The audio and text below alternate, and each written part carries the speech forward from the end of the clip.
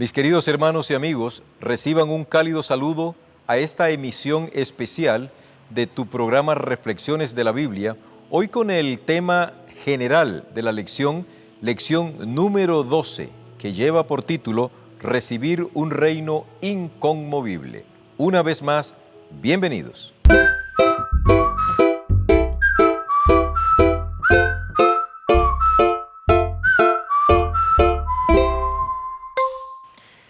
Hebreos capítulo 12, versículo 28, es el versículo que nos ha servido de introducción para el estudio de toda esta semana.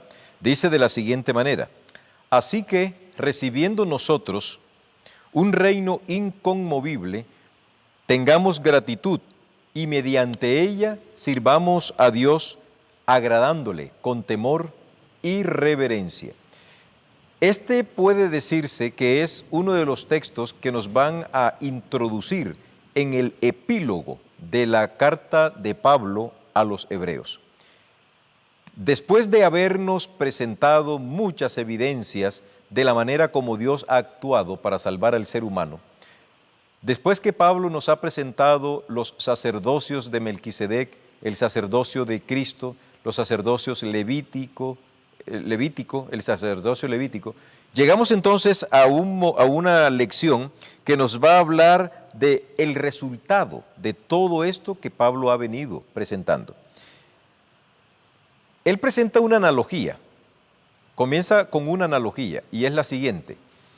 Después que el pueblo salió de Egipto, a los 3 meses, ellos llegan al monte de Sinaí. Resulta que en el monte de Sinaí, que no sabemos exactamente cuál es el monte, cuando tú te desplaces a Israel y vayas por la península del Sinaí, te van a decir que este es el monte de Sinaí, pero realmente es una cadena montañosa, no es muy grande, pero a ciencia cierta no se sabe cuál es la montaña a la cual Dios descendió y a la cual Moisés subió. No lo sabemos. Luego que han transcurrido 3 meses, el pueblo llega al pie del monte del Sinaí. Y allá Dios se va a manifestar al pueblo de una manera prodigiosa. Iba a decir providencial, no, prodigiosa, portentosa. ¿En qué consistió? Bueno, resulta que cuando Dios desciende, el monte del Sinaí tiembla, humea. Hay ruido de trompetas. Hay ruido de trueno, hay relámpagos, hay todo un espectáculo que a la vista de estos recién liberados esclavos resulta todo un acontecimiento pavoroso. Pablo se vale de eso para introducir el juicio, la escena del juicio. Él dice, ustedes y yo no nos hemos acercado a un monte que humea o a un monte que tiembla, nada de eso. Hoy nosotros nos hemos acercado al monte de Sión, a la ciudad de Jerusalén, la celestial. Esto es bastante informativo. ¿Por qué? Porque aquí Pablo está asociando el nombre Monte de Sión con la Jerusalén celestial. ¿Cómo se puede entender esto? En el repaso diario yo te estoy explicando qué significa esto del Monte de Sión. ¿Por qué a Jerusalén también se le conoce con el nombre de Monte de Sión o Sión? La razón te la explico en la lección que lleva como título Os habéis acercado al Monte de Sión. Allí te la voy a explicar con más detalle para el día domingo. Por lo pronto, que te quede en tu mente algo. El pueblo de Israel nunca había presenciado un espectáculo tan vital como el que ahora Dios les está ofreciendo en la cima del monte del Sinaí. ¿Cuál era la intencionalidad de Dios de manifestarse de esa manera a los ex esclavos israelitas? No lo sabemos a ciencia cierta, pero una cosa se puede desprender y es que Dios es un Dios que quiere manifestarse a sus hijos como un Dios que está cercano. Ningún otro Dios, ni mesopotámico, ni sumerio, ni acadio, ni nada, ni egipcio, nada de eso, se acercaban a los mortales. Eran los mortales quienes tenían que subir y presentarse al Dios para que el Dios los bendijera. Ahora acá encontramos a un Dios que es completamente diferente.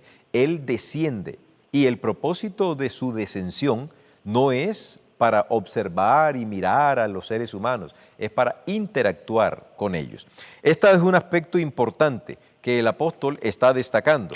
La razón, se introduce una escena de juicio en la que se ven varios elementos. Hay un juicio evidentemente, hay una audiencia, hay ángeles, hay un sumo sacerdote que nos representa, hay un abogado que intercede por nosotros y hay un Padre, hay un Dios que está ofendido por causa de los mortales que han quebrantado su santa ley. Entonces, aquí se nos presenta de que nos hemos acercado no a cualquier persona, sino al mismísimo juez del universo. Óigame, yo pienso que si uno es citado por un alto tribunal aquí en la tierra y ese alto tribunal te lee ciertos datos, tú te preocuparías porque me están investigando. Pero el ser humano tiene temor de los jueces humanos, pero no tiene temor del juez supremo, que es el Rey de Reyes y Señor de Señores. Este acercamiento, esta escena de juicio, esta escena de audiencia, es la antesala de la entronización de nuestro Señor Jesucristo como nuestro representante delante de las cortes celestiales. En la escena de esta visión, de este escrito, se encuentra Jesús. Él es el centro de esta escena. ¿Por qué Jesús es el centro del juicio? Tal vez por dos motivos, o tal vez tres. El primero, Él es Dios. En segundo lugar, Él nos redimió por el precio de su sangre en la cruz del Calvario. En tercer lugar, Él es nuestro sumo sacerdote delante de Dios. Y un cuarto aspecto sería porque Él, al adquirir y al habernos redimido, obtuvo la representación de la raza humana delante de los concilios celestiales. Por esa razón, Cristo es central en la imagen que el apóstol Pablo está dejando en los últimos capítulos de su maravillosa epístola. De la misma forma, cuando uno piensa, bueno, ¿y cuál es la labor de un juez? Hasta donde yo tengo entendido, ningún juez se presta para juegos. La función básica de un juez es dictar justicia, impartir justicia, establecer sentencias. Esa es la obra del juez. Pero para poder llegar a esas instancias donde ya se va a dar un veredicto, el juez ha tenido la oportunidad de empaparse del proceso, de hacer sus investigaciones propias para poder llegar a una conclusión que pueda ser satisfactoria al momento de impartir justicia. Lo que menos quiere un juez, eso es lo hipotético, eso es lo que se cree, es que se cometa una injusticia. Sabemos que esto en este mundo eso no es así. Hay muchísimo atropello y hay muchísima injusticia, pero nosotros no hemos sido llamados para combatir eso, sino para combatir contra las huestes del enemigo, que son los que generan realmente cualquier espíritu de impiedad y de injusticia en esta tierra. Así que la obra de un juez es simple y llanamente dictar sentencia. Y a medida que nos acerquemos al juez, surge una pregunta: ¿cómo es que Dios a nosotros nos juzga si estamos aquí en la tierra? Si nadie puede subir al cielo, nadie puede ir al estrado del Rey de Reyes por su condición pecaminosa. Entonces, ¿cómo es eso que el apóstol va a decir que nosotros vamos a comparecer a la presencia de Dios? Esto ocurre derivado del registro que los santos ángeles llevan de cada uno de nosotros. Lo cierto es que también Pablo está diciendo que aunque Jesús en esta escena, Él está sentado en un trono, no es el trono definitivo. Me explico. Si bien es cierto, en la cruz del Calvario, Cristo obtuvo la victoria sobre el pecado, cierto es que Cristo también le quita notoriedad al enemigo y le arrebata la representación de la tierra en los concilios celestiales. También es cierto que Él no ha establecido de manera absoluta, de manera literal, su reino sobre la tierra. Lo ha establecido de manera espiritual. Lo ha establecido de manera espiritual. Y Él nos dice que así como en el monte del Sinaí, Él quiso establecer un pueblo, que a partir de allí Dios establece las bases para hacer de la nación de Israel una nación poderosa, hoy nosotros vemos que Dios quiere hacer lo mismo, pero en nuestras vidas. Allá estremeció la tierra, pero dentro de poco tiempo Él no solamente va a estremecer ni va a remover la tierra, va a remover incluso el cielo, porque la palabra de Dios así lo dice. Y no solamente se trata de un temblor ligero, se trata de una sacudida violenta que es descrita por muchos como un gran terremoto que ha de acontecer momentos previos o días previos o instantes previos al segundo advenimiento de nuestro Señor Jesucristo. También nosotros vemos que por la fe, la victoria de nosotros sobre nuestro enemigo común, Satanás, también ya está consumado. Todavía hay maldad. Todavía observamos que el pecado alza su monstruosa y su abominable cabeza, lo cual significa que el enemigo no ha sido destruido todavía. Pero como nosotros nos basamos en la fe, entonces la destrucción de Satanás ya está asegurada. ¿Por qué? Porque Dios lo ha dicho. Y como Dios es un ser altamente confiable, o infinita y completa y perfectamente confiable, entonces si Él lo dice, eso se va a cumplir. Cuando Cristo venga, va a destruir los poderes terrenales. Esos poderes terrenales no me estoy refiriendo a Corea del Norte, no me estoy refiriendo ni a Rusia ni a Estados Unidos, me estoy refiriendo a las potestades, a las huestes angelicales que andan en el aire, a los demonios. A esas fuerzas enemigas es a las que se está refiriendo el apóstol con que finalmente va a prevalecer sobre los poderes mundanos. Te invito para que además de leer la lección, te suscribas a nuestro canal. Activa donde aparece ese dedito arriba, púlsalo. Con eso tú dices, me gusta el programa. Y luego toca la campanita para que te recuerde y te lleguen a tu correo, a tu dispositivo, las últimas noticias e informaciones por parte de BioChannel. En el tiempo del Sinaí, Dios solo movió el monte del Sinaí y muy posiblemente las montañas adyacentes. Pero en el tiempo, cuando Cristo vuelva por segunda vez, vea, la Biblia dice que los cielos desaparecerán, se enrollarán como un pergamino. ¿De qué cielo estamos hablando? No estamos hablando del cielo donde cuelgan las estrellas. No estamos hablando del lugar donde vive Dios. Estamos hablando del primer cielo, a saber, del cielo atmosférico. Ese cielo que tiene una membrana llamada atmósfera dicen otros, y que fue diseñado por Dios para impedir que los rayos ultravioletas y otros rayos nocivos para la salud humana atravesaran de manera absoluta la capa de ozono y acá llegasen con todo el perjuicio que pueden hacerle a la piel humana o al organismo humano. Así que ese cielo en el segundo advenimiento de Jesús será enrollado como un pergamino. Y Dios va a establecer sobre la tierra un reino que nunca será conmovido. Si tú miras atrás en la historia reciente, encontramos que el imperio babilónico ya pasó. La grandeza de Babilonia es historia. Luego vino otro imperio, el imperio de Media y de Persia. Ese imperio ya desapareció, no tiene nada que hacer en el escenario actual. Luego vienen los griegos, un gran imperio, pero de los griegos no quedan sino ruinas. Ese imperio pasó. Luego arribó el gran imperio romano. Ese fue el imperio que más duró dominando a todo el mundo. Y sin embargo, hoy el imperio romano colapsó. No hay nada que el hombre pueda hacer que permanezca para siempre. La razón, porque él no se pertenece. En cambio, cuando Dios dice, yo voy a hacer un reino inconmovible, es porque Dios es el único que tiene la capacidad de hacer algo que no se mueva. Todo aquí en la tierra es móvil, es removible, es zarandeado, pero Dios no. Por eso, el reino de Dios, ¿dónde va a comenzar? Aquí en tu mente.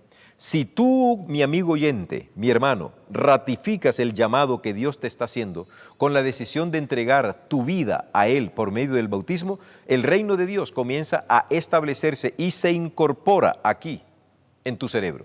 Porque a partir de que tú aceptas a Jesús como tu Salvador personal, entras a formar parte del reino de Dios, entras a formar parte de los súbditos de Dios. Y rematando esto de la lección, llegamos a un segmento que me parece muy apropiado y es el que dice que nosotros debemos ser agradecidos. ¿Agradecidos a quién? A Dios en primer lugar. Dios nos da la vida, Dios nos concede la salud, Dios nos permite tener un raciocinio, Dios hace que las funciones fisiológicas de nuestro cuerpo funcionen a la maravilla, porque nuestro cuerpo es una máquina extraordinaria. Y Dios, todos los días, suple por nosotros lo que nosotros no podemos hacer, a saber, entregarnos vida y vida de calidad. Por eso el apóstol nos aconseja que seamos agradecidos. Muchas veces la ingratitud es uno de los elementos que más decepcionan y que más hacen perder la credibilidad en el ser humano, porque los seres humanos nos volvemos desagradecidos. En vez de agradecerle a Dios por el don de la vida, lo que hacemos es eliminar prácticamente la capacidad que Dios nos ha dado para vivir utilizando malos hábitos, que destruyen completamente el equilibrio de nuestro cuerpo y terminan destruyendo absolutamente toda la salud. Por eso, mi querido hermano, hoy manifiesta tu gratitud a Dios. Tú sabrás cómo manifestarlo. Yo te doy simplemente una sugerencia. Capaz que dale gracias a Dios y ve a la casa de un prójimo necesitado y háblale de Jesús. Y no solamente le hables de Jesús, también ayúdalo con alguna necesidad económica. De esa manera, tú estás demostrando gratitud también para con tu Creador. Otra forma de darle gratitud a Dios es adorándolo. Nosotros podemos adorar a Dios en nuestra recámara. El Salmo 4 nos dice: temblad y no pequéis, meditad en vuestra cama y ofreced sacrificios a Jehová. Meditad en vuestra cama.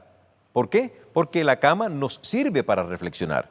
Allí nosotros también debemos darle gracias a Dios por el día que ha terminado y por la manera tan misericordiosa como nos trató en ese día.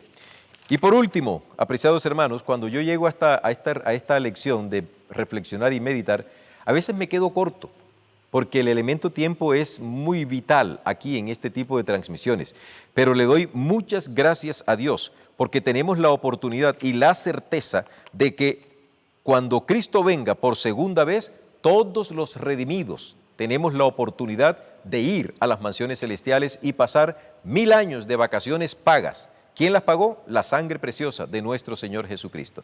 Dios permita que durante este día de preparación nosotros tengamos la absoluta seguridad de que en las cortes celestiales hay un Dios amoroso, hay un Dios que nos espera, que está ansioso por recogernos en sus brazos para decirnos: bien, buen siervo fiel, sobre poco fuiste fiel, sobre mucho te pondré, entra en el gozo de tu Señor.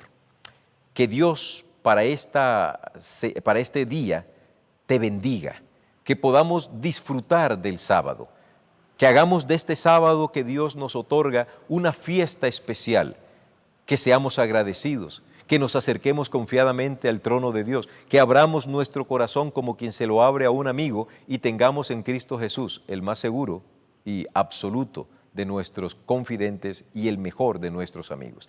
Que Dios te bendiga, que Dios te bendiga y te guarde. Que haga resplandecer Jehová su rostro sobre ti y tenga de ti misericordia. Jehová alce sobre ti su rostro y ponga en ti paz, es mi deseo y mi oración. Bendiciones.